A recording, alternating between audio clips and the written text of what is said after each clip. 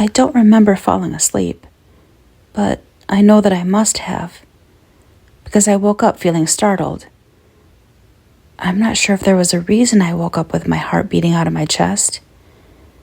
Maybe the reason is that I just realized I was sleeping. I put down my gun so I can drink some water out of one of the nearby bottles. I get the bottle to my lips when the sound of the doorbell fills the room. Now I remember. I heard the doorbell in my sleep. My mouth went dry, and I think about taking a swig from the water bottle, but I think better of it. I recap the bottle and put it down and pick up my gun. I look at the clock. 2 a.m. I know whoever is at the door is not here to help me. I stand and look at the door. The doorbell rings again. I just blink at the door while holding my gun at my side and pointing to the floor with the safety off, ready if I need it. I thought back to when I woke up. I struggled through the haze of sleep deprivation to remember when I was last awake. I remember checking the food and water supply. Then I made sure the barricades over the doors and windows were holding up and undamaged. I know I finished my checks at 11 p.m. I remember sitting down on the sofa. Then, I remember waking up now. I was asleep for nearly 3 hours. That was the longest stretch of sleep I've had in weeks. The doorbell rang out again, and I lost my train of thought. Then I heard something that made me want to run away and hide, but also want to throw the door open in alarmingly equal measures. Will? It was my mother's voice coming from the other side of the door. William, honey, it's Mom. Her voice was rough and had an edge to it that it never had before, but I could tell it was her. I backed away from the door. My mom was one of the first people infected in our town of Hanover. She'd been traveling across the country. On her way home, she had a layover in New York's JFK airport.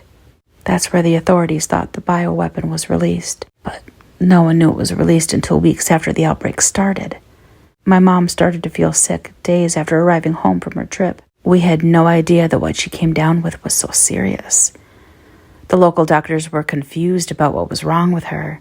Then the news of the outbreaks hit the national and local news. By the time the CDC came to Hanover, my mom was dead. But like all the people who died of this new illness, she came back.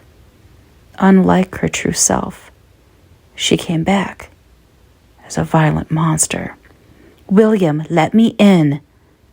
I jumped. I was lost for a second in my musings of the past. Her voice started to sound more guttural and took on a terrifying edge.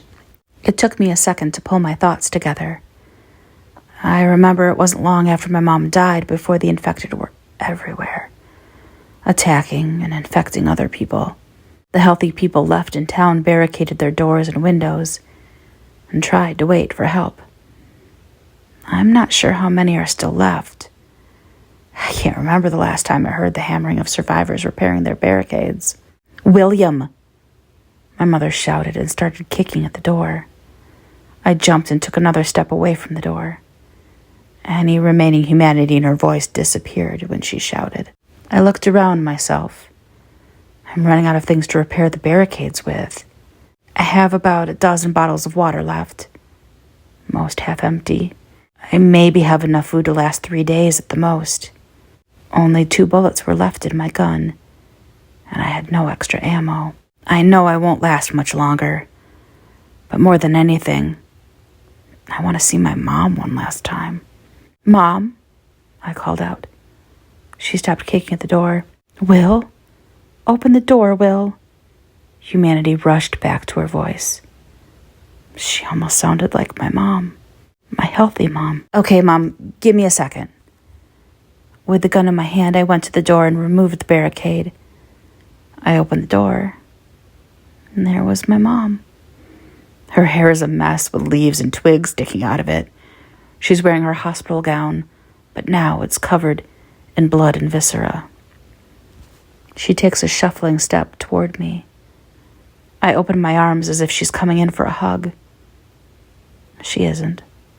I know that. But it's okay.